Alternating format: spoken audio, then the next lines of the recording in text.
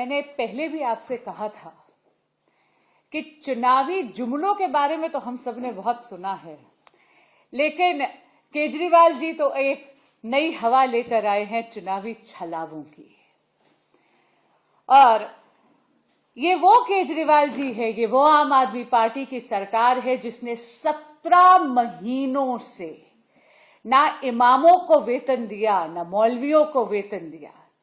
और जब वो पहुंचे उनके घर पर प्रदर्शन करने के लिए, तो उस समस्या का निदान करने की चेष्टा नहीं करी। हाँ, जैसे होता ना स्लाइट ऑफ हैंड, एक घुम्मन घेरी, आपकी दृष्टि कहीं और मोड़ देते हैं। एक नई तरह की अपीजमेंट की राजनीति अरविंद केजरीवाल करने लगे हैं, जिसका नाम है अरविंद अपीजमेंट। ये तुष्टिकरण की राजनीति है, जहां पर उन्होंने कह दिया कि वो पुजारियों को और ग्रंथियों को वेतन देंगे। मैं पूछना चाहती हूं कि जब मौलवी आपके यहां पर पहुंचे थे, तब तो इन्होंने जवाब में ये कह दिया था कि भाई ये वेतन नहीं है, ऑनरेरियम है। ऑनरेरियम है, इसलिए अगर मेरे पास पैसा होगा तभी तो मैं दूंगा। तो मैं पूछना चाहती हूं कि केजरीवाल जी, सरकार आपकी है, आजकल तो कोई भी मॉडल कोड ऑफ कॉन्डक्ट नहीं लगा, तो आप चुनाव की प्रतीक्षा क्यों कर रहे हैं? 1 दशक तक आपने ना पुजारियों का सम्मान करा, ना धर्म स्थलों का सम्मान करा, ना ग्रंथियों का सम्मान करा। आज जब चुनाव निकट हैं, तो आप उनको वोट बैंक की राजनीति के तहत उनका स्मरण कर रहे हैं, उनको ये झूठे वादे दिखा रहे हैं। आपकी तो सरकार है, आप क्यों नहीं कहते आतिशी जी को आज ही कैबिनेट नोट में सैंक्शन करवाइए, प्रस्तावित करवाइए, क्यों रुक रहे हैं? मैं पूछना चाहती हूं, मीटिंग बुलाइए, महिलाओं को जो सम्मान देने की आप घोषणा करते रहते हैं, पंजाब में भी आपने यही वादा करा था, लेकिन पंजाब की बहनें आज तक एक एक पाई के लिए तरस रही हैं। वहां पर भी आपने वादा पूरा नहीं करा। यहां भरी ठंड में बहनों के साथ आप रजिस्ट्रेशन का बहाना लेकर उनका पर्सनल डेटा ले रहे हैं। लाइए ना, वो योजना अभी लागू करिए।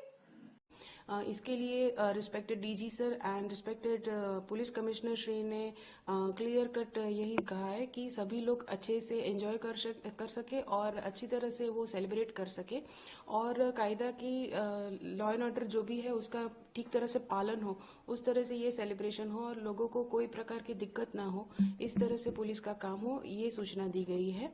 अहमदाबाद सिटी ने लास्ट 15 डेज से ये सभी सेलिब्रेशंस अच्छी तरह से हो और लॉ एंड ऑर्डर मेंटेन रहे, इस तरह से प्रॉपर प्रिपरेशन स्टार्ट कर दी है। उसके लिए रेगुलर व्हीकल चेकिंग और अलग अलग पॉकेट्स में कॉम्बिंग की भी कामगिरी चालू है। अभी तक अहमदाबाद सिटी में 15 आयोजकों ने ये पार्टीज और कुछ इवेंट्स के लिए एप्लीकेशन किया है। वो सभी आज शाम तक उसके जो भी रिक्वायरमेंट्स है वो फुलफिल होने के बाद उसको परमिशन दे दी जाएगी।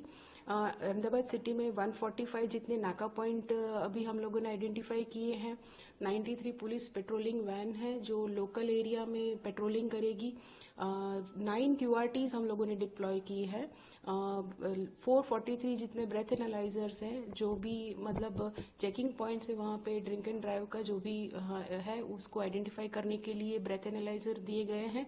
Speed gun camera over speeding के लिए 29 हम लोगों ने डिप्लॉय किए हैं, और क्रेन भी है जो 34 पॉइंट्स पे हम लोगों ने क्रेन्स डिप्लॉय की है, ताकि कोई मिसमैनेजमेंट ना हो या फिर ट्रैफिक के जो भी नियम है उसके प्रॉपर पालन हो सके। सीजी रोड और सिंधु भवन रोड जो SBR है, वहाँ पे हम लोगों ने नोटिफिकेशन करके वहाँ पे आज लोगों की मूवमेंट के लिए थोड़ा ट्रैफिक डाइवर्जन भी किया है। 78 हॉक मोटरसाइकिल्स यूज होंगे, और PA सिस्टम भी जहाँ पे भी ज़रूरत है वहाँ पे हम लोगों ने रखने के लिए लोकल पुलिस को बुला है। और स्पेशली वुमेन की सेफ्टी के लिए अहमदाबाद सिटी की सभी पुलिस स्टेशन की शी टीम डिप्लॉय की गई है। शी टीम अपने खानगी या फिर ज़रूरत मुजब अपने यूनिफॉर्म में होगी और वो पेट्रोलिंग करेगी। साथ साथ अहमदाबाद सिटी की क्राइम ब्रांच की और एसओजी की एंड उसके जो दूसरी भी विंग है, इकोनॉमिक ऑफेंस विंग, और सभी की अलग अलग टीम्स बनाई गई है जो अहमदाबाद सिटी के अलग अलग पॉकेट्स में पेट्रोलिंग करेंगे। खास करके प्रमुख की महिलाओं की सुरक्षा की पर्टिकुलर खास किस तरह से ध्यान रखा जाएगा, क्योंकि कहीं नोटोरियस लोग इसी फायदा उठाते। इसके लिए सिटी क्राइम ब्रांच की जो भी महिला पुलिस स्टेशन है वहाँ की अलग अलग टीम है और शी टीम है, जहाँ से लेडी पुलिस और even accompanying with male also, they will be deployed in civil clothes in various areas where people are gathering, और उनकी ज़रूरत मुजब वो डिकॉय भी अरेंज करेंगे और वुमेन सेफ्टी का खास ध्यान रखा जाएगा। रत्न मिलना चाहिए मनमोहन सिंह को पूर्व प्रधानमंत्री। मैं मेरे मुख्यमंत्री रेवंत रेड्डी साहब और उनके सारे कैबिनेट और एमएलए कॉलीग्स को मैं बधाई देती हूँ कि बहुत अच्छा उच्च सोच पर ये लोग ने रेजोल्यूशन ने पास किया। मनमोहन सिंह जी बिल्कुल लायक हैं भारत रत्न के, और मैं उम्मीद रखती हूँ और मुझे पता भी है कि ये लोग देंगे, उनको भारत रत्न देंगे विविध कारणों के वजह से, मगर जो भी हो हमें रिजल्ट से संबंध है। के आधार पे बांसुरी स्वराज सवाल खड़े कर रही, उन्होंने प्रेस कॉन्फ्रेंस की थी थोड़ी देर पहले। उन्होंने कहा कि आप इमामों के लिए आपने घोषणा की, वो आपने दी नहीं। इमाम अभी भी सैलरी के लिए अरविंद केजरीवाल के घर पे पहुंच रहे हैं। पुजारियों ग्रंथियों के लिए जो घोषणा की आपने, वो क्या उम्मीद है कि दे पाएंगे? अगर मनसा है तो अभी कैबिनेट में लेके आप पास कराएं और अभी से देना शुरू करें। देखिए, मैं समझ रही हूँ बांसुरी स्वराज जी का दर्द इमामों के लिए, मौलवियों के लिए। उन्होंने अभी हरियाणा में भी 16,000 रुपए सैलरी कर दी इमामों की। मेरी उनसे गुजारिश है कि इसी तरीके से जैसे दिल्ली में अरविंद केजरीवाल जी ने मंदिर के पुजारियों के लिए और गुरुद्वारे के ग्रंथियों के लिए एक ऑनरेरियम, एक सम्मान राशि की घोषणा की है, वो भी अपने 20 राज्यों में कहीं भी ये कर दे। साथ ही जहां तक दिल्ली के इमामों की बात है तो मैं आपको आश्वस्त करती हूँ, क्योंकि अरविंद केजरीवाल जी का वादा है, वो अपना वादा हमेशा निभाते हैं। अभी संदीप बार ऐसी बन जाती हैं और ठंड का मौसम है, अब आप कैसे इससे निपटने के लिए तैयार हैं? जैसा कि आप देख रहे हैं, धुंध है, कोहरा है, तो हम यहाँ तैनात हैं हर वक्त। और देशवासियों के लिए कहना चाहूंगी, नववर्ष में वो अपने घरों में सुरक्षित रहें और हम यहाँ तैनात हैं, इसलिए उन्हें डरने की कोई जरूरत नहीं है। और सभी देशवासियों को मेरी तरफ से नववर्ष की हार्दिक शुभकामनाएं। क्या आप अपनी फैमिली को मिस कर रहे होंगे? नहीं, मैं इधर हूँ, मेरे साथ बीएसएफ पर्सनल्स हैं। बीएसएफ ही हमारा परिवार है, देश ही हमारा परिवार है, इसलिए हम इनके साथ बहुत खुश रहते हैं। टीएमसी के गुंडों ने उसे हथियार लिया, जिस तरह से आरजीकर का बड़ा विरोध प्रदर्शन हुआ, वैसे वहाँ पे भी बहुत जल्दी देखने को मिलेगा। देखिए, ऐसा है कि भाजपा पूरी जो पार्टी है बंगाल में भी बौखला गई है। कल सही माने में मुख्यमंत्री गई थी जब संदेश खाली, वहां जो भीड़, जो जमायत थी और महिलाओं की उपस्थिति जो थी, प्रेस तो जानते ही है और सभी ने देखा कि किस तरीके से मुख्यमंत्री को सुनने के लिए और मुख्यमंत्री द्वारा कल प्रशासनिक कुछ काम, प्रकल्प, उनकी सुविधाएं और उनके वक्तव्य सबको ध्यान से सुना। दीदी देने गई थी और दीदी की ये सफलता से बीजेपी घबरा गई है। दीदी ने भी अपने भाषण में भी कहा कि इन सब प्रकल्प की सुविधा जो है डायरेक्ट बैंक में जाता है, और ये भी कहा कि किसी के बातों में न आए, क्योंकि इस तरीके से गलत समझाने वाले भी बहुत लोग हैं। दीदी के भाषण से ये भी आया कि भ्रष्टाचार को समर्थन नहीं करती है, वो कोई भी पार्टी को भी बिलोंग करे। तो इतने सब बातों को जो है खुलासा उन्होंने कहा। उसी के पहले दिन आपने देखा कि एक महत्वपूर्ण नेता संदेश खाली का, वो फिर से तृणमूल कांग्रेस में योगदान किया। बीजेपी स्वाभाविक है कि घबरा गई। सबसे तकलीफ हम लोग को ये होता है कि 2021 के निर्वाचन के दौरान और उसके बाद इस बार भी 2024 में लोकसभा के निर्वाचन के दौरान, जहां प्रधानमंत्री खुद बात किए हैं अपने उम्मीदवार के संग, सब जो है, सब में उनका एक अपना सत्ता का जो लोभ है, लालसा है, वही झलकता है। सब वेस्टेड इंटरेस्ट से बात करते हैं वो सोचे कि ये सब करके वोट मिलेगा। संदेश खाली से वोट नहीं मिली। बशीरहाट के लोकसभा केंद्र में भी बड़ी धूमधाम से लोकसभा में हमारे प्रार्थी जो उम्मीदवार जीता, उसके बाद रबीउल भी जीता क्योंकि बाई इलेक्शन वही वगैरह। तो यही कहना है कि कहीं ना कहीं जो है भाजपा गणतंत्र की जवाब या थप्पड़ खाने के बाद भी फिर से वही घिनौनी खेल, अर्थात झूठा बोलो झूठा फैलाओ। और कभी भी हम लोग ये नहीं कहेंगे क्योंकि जो जमीन हड़पने वाली जो आरोप है उसमें भी एक जन गिरफ्तार होना, ये सब तो तृणमूल कांग्रेस तो सब तरीके से जो है सब परीक्षा में खरा उतरा है। तो भाजपा के लिए अब कोई जगह नहीं है, ये सब बहाने बनाना है क्योंकि उनको अपने पार्टी को तो जो है जितना भी हो पकड़ के उसको सामने पेश करना है। तो हर हजारों कोशिश के बावजूद लोगों की समस्या सारा भारतवर्ष में ही समझिए, बंगाल में भी और संदेशखाली में भी, भारतवर्ष की जो सरकार है भाजपा की सरकार कोई भी समस्या का समाधान नहीं करती। और दीदी इन समस्याओं में जो है एक सोल्यूशन लेके दीदी पहुंचती है। फर्क तो है ही, 3 बार ममता बनर्जी को बंगाल की जनता ने चुना है, 3 बार चुना है।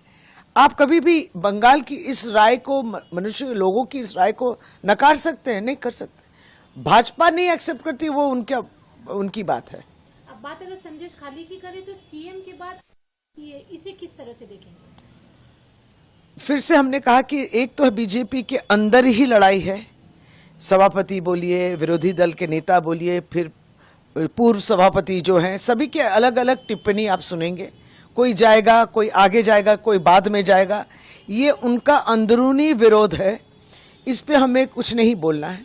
लेकिन अगर कोई ये सोचे कि ममता दीदी कल जाके कल पहुंच के रेस में इतनी आगे बढ़ गई है तो कहीं ना कहीं हमें भी कुछ करना है, कुछ राजनीतिक अपना जो ग्राउंड है जो खो गया है, जो जमीन खो गई है, अगर उसको बचाने की वो कोशिश कर रहे हैं या अपने वहाँ कार्यकर्ता जितने भी हैं, बच्चे गिने चुने जो हैं, फिर उनको जो है एक उत्साहित करने की कोशिश, लेकिन हो सकती है इस वजह से जा रहे। लेकिन फिर भी ये कहने की जरूरत है कि हमेशा भाजपा की जो एक्टिविटीज हम लोग ने देखा है, हमेशा वो उत्साहते हैं लोगों को, जिसको कहते हैं कि आप उनको वायलेंस करने के लिए या गलती करने के लिए या अफवाहें फैलाने के लिए, इन सब बातें द्वारा जो है वहां हलचल करते हैं। लॉ एंड ऑर्डर में अगर कुछ डिस्टर्बेंस हो, इस बार पुलिस तो नहीं। Interest of maintaining order on the roads, traffic police have made elaborate arrangements. There are about 172 important and busy junctions. All these junctions, in addition to the regular manpower, there will be additional manpower so that they are there and they are visible and they regulate traffic. And besides this, there are about 30 flyovers, but today they appeared in the media that we are going to close the flyovers. It is not like that. There are 30 flyovers. Flyovers will be operational only depending on the need and depending on the situation. A decision will be taken whether to close the flyovers or to put them under operation. So no such decision has been taken, but basically when the traffic flow is there, naturally the duty cast upon is to allow the traffic to go on the flyovers. When traffic is less, automatically people they get onto the flyovers. There is a tendency to overspeed, indulge in acts of racing and stunt biking and all kinds of stuff. So in order to prevent that time we will take a call. But flyovers will be closure or operational. It depends on the need and situation. That's number one. And in addition to this, all of you know, all of them citizens, they go for partying, they go to hotels, restaurants, pubs and all kinds of stuff. But managements of the pubs and restaurant bars have been asked by our CP Hyderabad sir that they should not allow the intoxicated patrons to drive the vehicles. They should take these measures at their level, and they should also put up the boards like do's and don'ts for the patrons who are visiting these bars and restaurants and also the pubs. But they have to make their special parking arrangements also, because the rush will be huge and they are organizing some events. From traffic department side, we are going to organize extensive checking for the arresting the drunk driving menace in Hyderabad. We are going to have 63 checkpoints all around Hyderabad, and each point will be manned by not less than 8 to 10 officers. We will be having 3 to 4 alcometers, and there is standard SOPs there. That SOP will be followed by our officers. Besides this, there are about 57 locations which are found to be accident hotspots.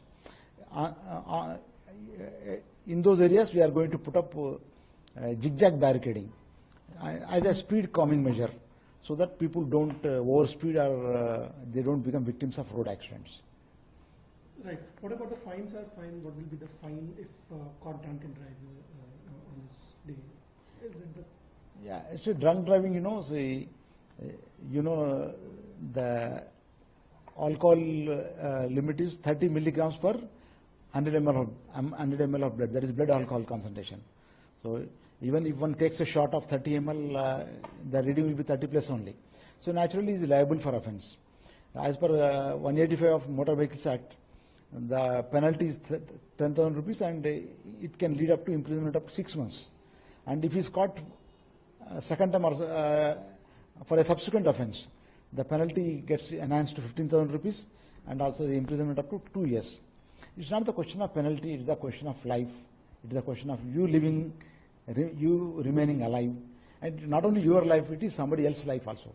If you imagine some other road user become a victim of road accident, and see, all of us know, alcohol, it hampers our vision, and it dampens our spirit, like it makes you fearless. It incites you to take risks. So why drink and drive at all? And there are other means of, my only request to all intoxicant persons, we are not going to spoil the mood of your celebration, partying and all that. My only appeal to you is, if you have had alcoholic drinks, please engage the service of vehicle aggregators like Ola and Uber. There are Rapido bikes are also there. There are ride-sharing facilities. There quite a few apps are available. So all of you can make use of that. And if you want to go home safely, please engage these services. And there's no way that you can escape from the police dragnet. 63 points are there.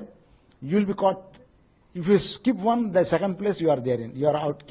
You will be caught. And we are not going to have exchange. There's no one will be left without being checked. We are going to have minimum 4 alcometers. Everybody will be subjected to check. Then only will be allowed to go. There will be some amount of inconvenience to the road users, but we have to put up with that inconvenience. आज बहुत खुशी की बात है कि जंगपुरा विधानसभा में किलोकरी गांव के इस मंदिर में विभिन्न मंदिरों के पुजारियों ने आके अरविंद केजरीवाल जी की जीत के लिए, अरविंद केजरीवाल जी को दिल्ली का दोबारा मुख्यमंत्री बनाने के लिए प्रार्थना की और बजरंगबली जी के चरणों में अपनी प्रार्थना के साथ साथ हनुमान चालीसा का पाठ किया। मुझे इस अवसर पर बहुत सुखद अनुभव हुआ, मुझे अच्छा लगा और मुझे पूरा यकीन है कि अरविंद केजरीवाल जी, जिनके ऊपर हनुमान जी की विशेष कृपा रहती है, विभिन्न पुजारियों की इस प्रार्थना को जरूर सुनेंगे। कल ही अरविंद केजरीवाल जी ने अनाउंस किया है कि दिल्ली में सरकार बनने के बाद अगली सरकार में दिल्ली के पुजारियों को, दिल्ली के ग्रंथियों को, जो भक्त और भगवान के बीच में, परमात्मा और व्यक्ति के बीच में एक तरह से सेतु का काम करते हैं, उन्हें सम्मान राशि के रूप में 18,000 रुपये हर महीने दिया जाएगा। और आज सभी पुजारियों द्वारा ये प्रार्थना की गई, मुझे बहुत अच्छा लगा। मुझे पूरी उम्मीद है कि भगवान श्री राम की कृपा और भगवान हनुमान जी की कृपा हमारे ऊपर रहेगी। सर, खरमास में कोई शुभ कार्य नहीं करते हैं, ये अनाउंसमेंट? नहीं, शुभ कार्य तो हर वक्त शुभ ही है, और कल अनाउंस किया है अरविंद जी ने। आज बहुत पुजारियों ने कहा कि भाई हनुमान जी के चरणों में अरविंद केजरीवाल जी की जीत के लिए प्रार्थना की जाए, जो की है। मैं दिल्ली के सभी लोगों को, देश के सभी लोगों को नए साल की बहुत बहुत शुभकामनाएं देता हूं, और परमपिता परमात्मा से मेरी प्रार्थना है कि हर परिवार में, हर बच्चे के जीवन में, हर बच्चा, हर महिला, हर बुजुर्ग, हर जवान, सबके जीवन में खुशहाली रहे, और नए साल में हम नई सोच के साथ आगे बढ़ें। पुरानी सोच, पुरानी रूढ़ियाँ, पुरानी बुरी आदतें सबको छोड़ दें और कुछ नया करें, अच्छा करें, आगे बढ़ने के लिए करें। इंतजाम किया गया है। ग्रेगोरियन कैलेंडर के अनुसार नव वर्ष अभी जो प्रचलित कैलेंडर भी है आम जनता के बीच में, उसमें 1 जनवरी 2025 को नया वर्ष प्रारंभ होगा। तो चूंकि सनातन धर्म उत्सव धर्मी प्रकृति का हमारा धर्म है और हम सभी प्रकार के उत्सव को किसी भी समुदाय को मानने वाले लोग हों, किसी उसको मानने वाले लोग हों, अगर प्रसन्नता व्यक्त करते हैं तो मानव के प्रसन्न होने का एक केवल अवसर चाहिए होता है, तो सनातन धर्मियों से प्रसन्न हो लेते हैं। तो ऐसी प्रसन्नता को अभिव्यक्त करने के लिए, सेलिब्रेट करने के लिए, मनाने के लिए और उसको एक सात्विक रूप में मनाने के लिए, भाई मनाने का एक तरीका हो सकता है कि आप किसी दूसरे व्यक्ति को, किसी और को पीड़ा पहुंचाकर शोर शराबा करके भी करें। तो बहुत सारे सात्विक प्रकृति के लोग हैं जो महादेव का दर्शन करके अपने नववर्ष की ग्रेगोरियन कैलेंडर के नववर्ष को मनाने का अपना उपक्रम करते हैं। ऐसे लोगों की संख्या धीरे धीरे बढ़ती जा रही है और इसका मंदिर न्यास निश्चित रूप से स्वागत करता है कि सात्विक प्रवृत्ति अगर लोगों में प्रधान होती है, लोग महादेव का दर्शन करके अपनी प्रसन्नता की अभिव्यक्ति करते हैं, तो यह बहुत ही अच्छा क्रम है। कलयुग का समय है, इसमें भी अगर पापाचार कम होता है और पुण्यचार बढ़ता है तो उसका भी हम स्वागत करते हैं। और यहाँ आने वाले श्रद्धालुओं का स्वागत करने के लिए उनको सुरक्षित एवं सुगम सुविधाजनक दर्शन प्राप्त हो सके, इसके लिए श्री काशी विश्वनाथ मंदिर न्यास ने विशेष प्रबंध किए हैं। एंड टू एंड बैरिकेडिंग लगाई गई है, जिसके माध्यम से बड़ी संख्या में श्रद्धालु आएंगे तो कोई स्टम्पीड न होने पाए, कोई भगदड़ न होने पाए और लोग एक लाइन से चलते हुए अपना दर्शन कर सकें। इतनी बड़ी संख्या में लोग आएंगे, अगर वेटिंग टाइम बढ़ता है, हो सकता है किसी को किसी चिकित्सक की आवश्यकता पड़े, तो अलग से मेडिकल हेल्प डेस्क के लिए सीएमओ साहब को पत्र लिखकर अनुरोध कर लिया गया है। गलियों में बाहर लेकर और धाम के भीतर तक इलेक्ट्रिक सेफ्टी, फायर सेफ्टी, इसके इक्विपमेंट के बारे में भी पूरे रिहर्सल करके और उनको भी पत्र जारी करके सभी संबंधित विभागों को तैयारी कर ली गई है। इसके अतिरिक्त जो पेयजल की व्यवस्था करानी है, सुगम जो थोड़े बहुत उसकी खाने पीने के सामान की उपलब्धता करानी है, वो भी मंदिर न्यास द्वारा किया गया है और सुरक्षा के लिए पर्याप्त संख्या में कार्मिक लगा लिए गए हैं। सभी विभागों से समन्वय कर लिया गया है। सफाई के लिए नगर निगम से बात कर ली गई, हमारी जो इंटरनल एजेंसी है उसके माध्यम से अंदरूनी सफाई पूरी व्यवस्था कर ली गई है। बैगेज काउंटर की संख्या ललिता घाट पर भी बढ़ा दी गई है। पूर्व के वर्षों में या पूर्व के पर्वों में देखने में आया था कि दशाश्वमेध घाट से इधर आने वाले लोगों के बैग इधर उधर फेंके रहते थे, रखने की व्यवस्था नहीं होती थी। तो मंदिर न्यास द्वारा पर्याप्त संख्या में वहां बैगेज काउंटर भी लगाए गए हैं। इसके बाद भी संख्या इतनी बड़ी होती है, महादेव के भक्तों की संख्या दिन पर दिन इतनी बढ़ती जा रही है, हम सभी का स्वागत भी करते हैं कि अगर कोई व्यवस्था में कोई व्यवधान उत्पन्न होता है अथवा व्यवस्था में कहीं कुछ कमी होती है तो हम महादेव के श्रद्धालुओं से पहले से क्षमा मांगते हुए अनुरोध करते हैं कि महादेव का दर्शन करने के लिए भक्तिभाव से आएं, यहाँ दर्शन करें। किसी भी प्रकार के स्पर्श दर्शन गर्भगृह में प्रवेश करने की विशेष कोई जिद, कोई सिफारिश अथवा कोई प्रयास न करें, बल्कि सभी को सुगम दर्शन हो सकें, ज्यादा से ज्यादा लोगों को दर्शन हो सके, महादेव के प्रति लोग अपनी आराधना और श्रद्धा और भावना को अभिव्यक्त कर सकें। इसके लिए आप सभी लोग अनुशासन का पालन करते हुए दर्शन करें। श्री काशी विश्वनाथ मंदिर न्यास आप सभी को एक बार पुनः इस पर्व की भी बहुत बहुत शुभकामनाएं देते हुए और आपकी सात्विक भावना को प्रणाम करते हुए महादेव के प्रति अपनी श्रद्धा अर्पित करते हुए आप सभी का स्वागत करता है। कहते हैं, अपनी बातों को मनवाते हैं और अपने भाव और विचार से राज्य चलाते हैं। इस तरह के माहौल के कारण उनकी श्रीमान केजरीवाल जी की विश्वसनीयता घट रही है और उनके इस हरकत से कहीं न कहीं दिल्ली की जनता भी हताश और निराश हो रही है। उनके भावना को चोट पहुंचा रहे हैं। जिस करप्शन भ्रष्टाचार के विरुद्ध ये आए थे, आज उसी के अंदर पूरी तरह से डूब चुके हैं। न इनके पास कोई मॉरल है, न नियत में कोई तरह के स्पष्टीकरण है, नीति पूरी तरह से फेल है। करते हुए वीरेंद्र सचदेवा ने भी कहा कि ये अब जब आपको दिख रहा है कि हार रहे हैं तो आपको राम याद आ रहे हैं और ये एक तरह से चुनावी हिंदू होने की बात है। अच्छा चलो, चुनाव है ना दिल्ली का, तो 22 राज्यों में तो उनका हाथ किसी ने पकड़ा नहीं हुआ है। घोषित कर दो, बोलो मोदी जी से कि 22 के 22 राज्यों में इसको घोषणा करवा दें, कल घोषणा करवा दें। अगर दिल्ली के चुनाव के कारण ही उनको लग रहा है तो 22 राज्यों में घोषणा करा देना। 22 राज्यों में सरकार है भारतीय जनता पार्टी की और उनके सहयोगियों की। नंबर एक बात। दूसरी बात, पुजारियों और ग्रंथियों के खिलाफ क्यों आ गई है भारतीय जनता पार्टी मैदान में? इसका मतलब मानसिकता से ये लोग नफरतों से भरे हुए हैं। मानसिकता से ये भारतीय झगड़ा पार्टी है। इनको दिन रात झगड़ा करना है, नफरत फैलाना है। अरे केजरीवाल जी ने एक योजना की घोषणा की है, आप वो योजना 22 राज्यों में लागू करके दिखाइए। आप काम के नाम पे कंपटीशन कीजिए ना हमसे। काम कर नहीं पाते हो, विरोध करने के लिए पहले आ जाते हो। महिला सम्मान राशि होगा, उसका विरोध करेंगे। बस की फ्री यात्रा महिलाओं के लिए होगी, उसका विरोध करेंगे। बुजुर्गों के लिए तीर्थ यात्रा होगी, उसका विरोध करेंगे, मोहल्ला क्लिनिक होगा, उसका विरोध करेंगे, बिजली फ्री होगा, उसका विरोध करेंगे, पानी फ्री। तो भारतीय जनता पार्टी सिर्फ और सिर्फ विरोध करने के लिए बनी हुई है, इनका और कोई काम नहीं है। तो इसलिए ये बौखलाए हुए हैं और मैं ये समझता हूं कि जो देश भर के पुजारी हैं, ग्रंथी हैं, उनके बीच में एक अच्छा संदेश इस बात से गया है और मैं समझता हूं अगर जरा सी भी भारतीय जनता पार्टी में शर्म बची है तो ऐसी योजना का विरोध करने के बजाय अपने राज्यों में इसको लागू करके दिखा लें। हमारी बेटियां बच्ची ने बता दी, यही लोग सारे डिफाइन किए हैं। मैंने दो बात सिर्फ उनसे कही है कि सभी सेंटर की जांच कर लीजिए, सीसीटीवी फुटेज आप मंगा लीजिए, सीसीटीवी फुटेज उसको कहिए देने के लिए, कब कौन बच्चे गए हैं सभी वीडियो के साथ इन्होंने दिया कि ये 4 बच्चे क्या कर रहे हैं, वो उन्होंने वीडियो भी दिया है। कितने बजे बच्चे प्रवेश किए हैं, 12 बजे बच्चे कैसे प्रवेश करेंगे जब 2 मिनट में बच्चे नहीं होने देते हैं। तो मैंने जांच की बात की। 2 दिन पूर्व जो प्रैक्टिस हुआ सेम क्वेश्चन के द्वारा, उसकी बात मैंने की कि फिर एक ही सेंटर पर एक ही कोचिंग के द्वारा, और फिर उस कोचिंग को बीपीएससी कैसे बुलाया, जिस कोचिंग के सेम प्रैक्टिस पर क्वेश्चन दिया गया और उसके पहले वो सेंटर दी गई, फिर उस कोचिंग को बीपीएससी ने बुलाया। तो 3 में मैंने कहा, 2 बात मैंने कही कि बच्चे पर केस आप नहीं होने दीजिए। उन्होंने स्वीकारा कि मैं बच्चों पर केस नहीं होने दूंगा। मैंने उनसे पर्सनली रिक्वेस्ट किया और मेरी ये लड़ाई है कि मैं बच्चों पर केस नहीं होने दूंगा। दूसरी बात, मैंने बहुत क्लियर कहा कि आप एग्जामिनेशन को पहले कैंसिल कीजिए 4 तारीख, इसकी पूरी जांच करिए, जांच करने के बाद सारे बच्चों को इन्वॉल्व करिए और जांच में जो चीज आपके सामने आए उस आधार पर एग्जामिनेशन हो जिसमें कि बच्चों की को जस्टिस मिल सके। बस पीके भी, अरे क्या किसका नाम लेते हो यार, कुत्ता बिल्ली सबका।